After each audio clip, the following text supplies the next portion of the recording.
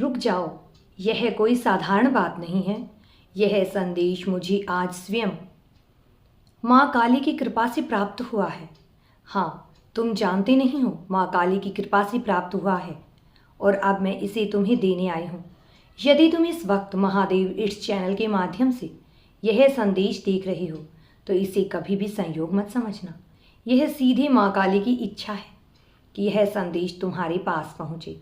अब एक पल के लिए रुक जाओ। आसपास कोई है तो नहीं?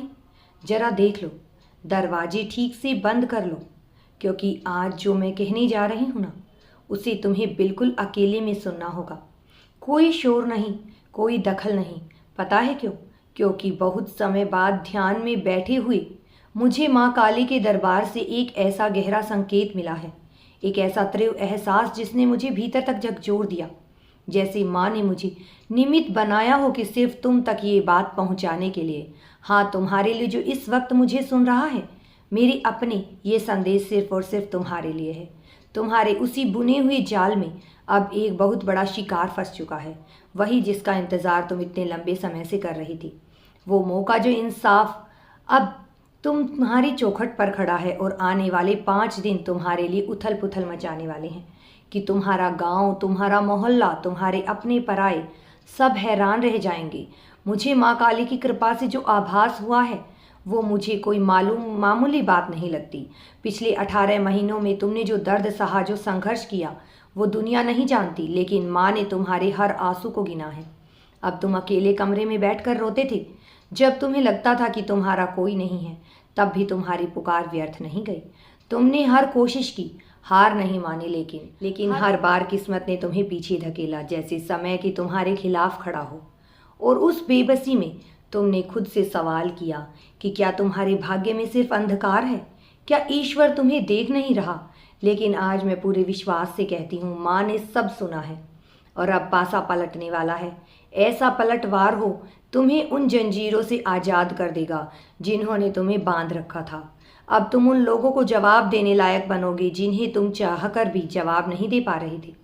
लोग देखते रह जाएंगे कि जो कल तक शून्य पर था वो अचानक शिखर तक कैसे पहुंच गया। धन, सुख और अवसर तुम्हारी ओर खींचने लगेंगे। लेकिन ध्यान रखना, ये सब ऐसे ही नहीं होगा। माँ ने तुम्हारे लिए चेतावनी भी दी है, इसलिए इस बात को बीच में मत छोड़ना।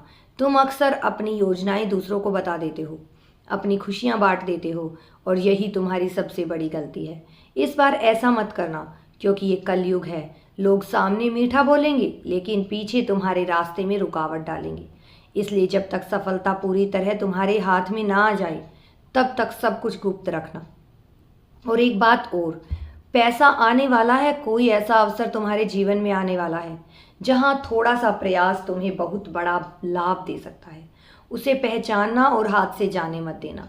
लेकिन जब पैसा आए तो अपना संतुलन मत खोना, फिजूल खर्च से बचना, क्योंकि अगर अच्छे समय में पैसे की कद्र नहीं की तो वही पैसा बुरे समय में तुम्हें रुला देगा।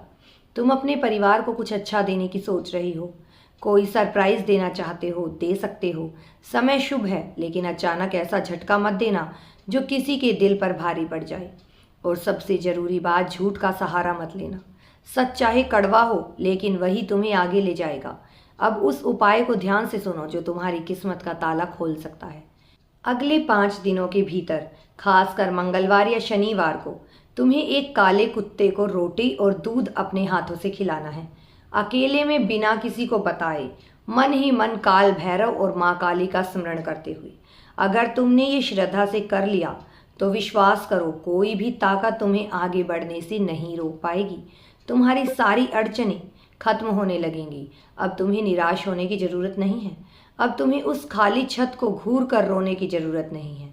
अपने भीतर की शक्ति को जगाओ, अपने कर्मों को शुद्ध रखो, लालच से दूर रहो और सत्य पर अड़िग रहो, क्योंकि तुम्हारे जीवन का सबसे खूबसूरत सवेरा अब होने ही वाला है।